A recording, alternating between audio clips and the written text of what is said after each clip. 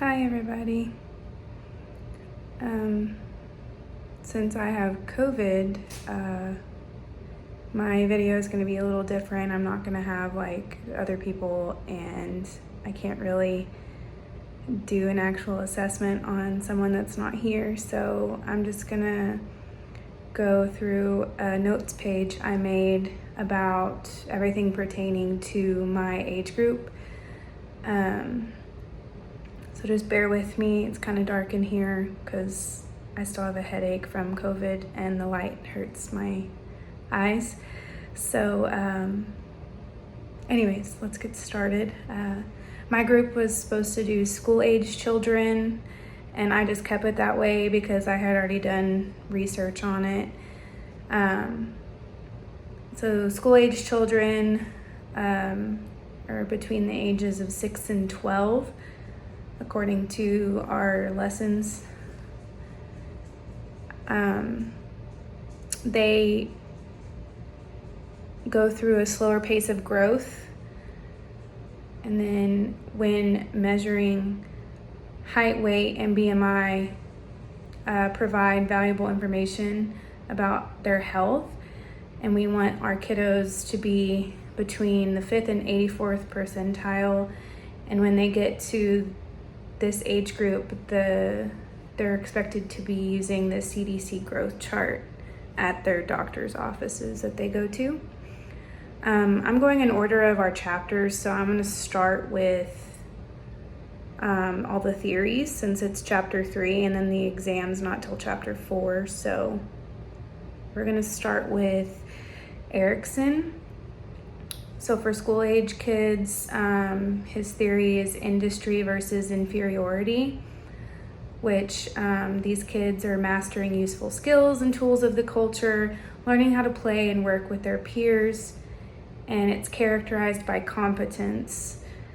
Nurses need to educate parents about regression in child's behavior and to know that it's normal. Piaget's cognitive theory for this age group is period 3, which in his theory it's 7 to 11 years. And this is concrete operations. So these kiddos, their thinking becomes more systematic and logical, but concrete objects and activities are needed to keep that thought process. Nurses need to know how to engage children in the learning process with developmentally appropriate activities. Moving on to Freud's psychosexual theory, these kids are in latency stage.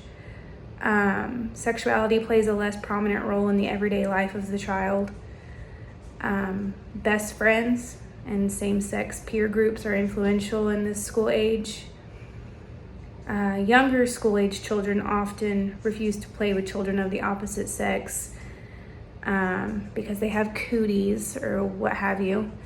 And prepubescent children begin to desire the companionship of opposite sex friends.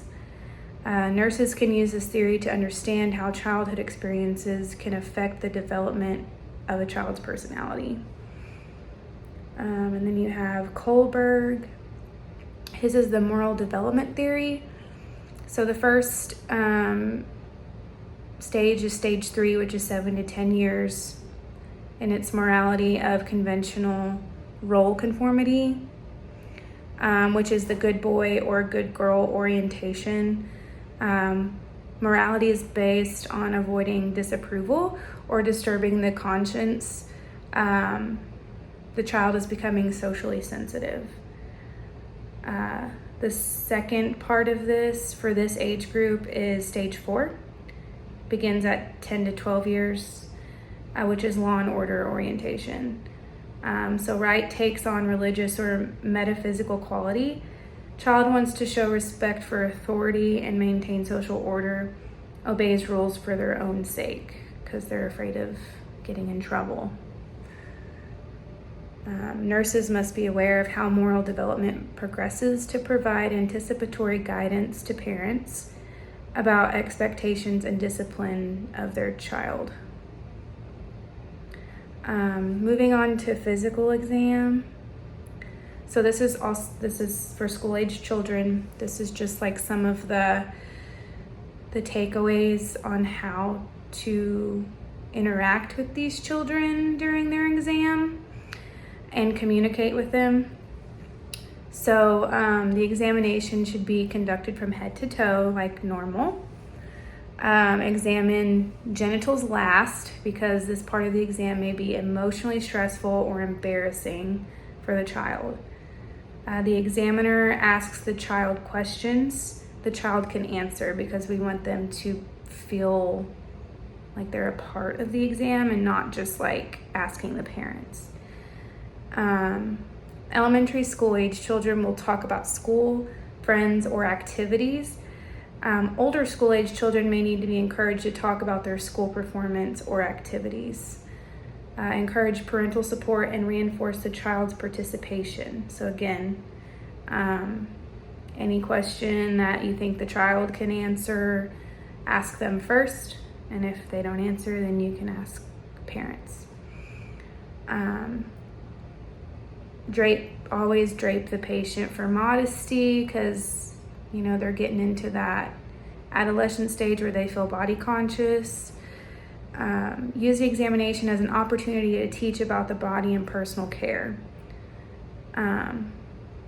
So this is like a great way to teach them, they need to wear deodorant and, all the things because their body is going through all these hormonal changes, unless it's not culturally appropriate. The nurse should answer questions openly and in simple terms so the child can understand. School-age children are starting to learn how their bodies work. Use simple diagrams and pictures to help them increase their understanding of the exam. The questions should be answered honestly but simply. If the child is still curious, they will ask additional questions until they can process the answer. And then communication with school-age children. They need explanations and reasons as to why things are happening to them. Interested in functional aspects of procedures, need to know what and why. So again, explain to them what you're doing, why you're doing it. They're concerned about body integrity and sensitive to anything that would threaten injury. They also feel close to certain objects such as a teddy bear or doll and may overreact when they're taken away. Need to be encouraged to talk about their feelings and fears. And then activities can be used to alleviate fears and anxiety. And then vital signs for this age group that are considered normal. We want their temperature to be between 97.5 and 98.6 orally, and make sure that they haven't eaten or drinking within 30 minutes before their temperature is taken because it will be contraindicated. Their pulse is between 60 and 95 beats per minute. Respiratory rate between 14 and 22 breaths per minute. Blood pressure 97 to 106 systolic and 58 to 63 diastolic. And then you get to review of the systems. The nurse asks the child and family about the health function and maintenance of each body part.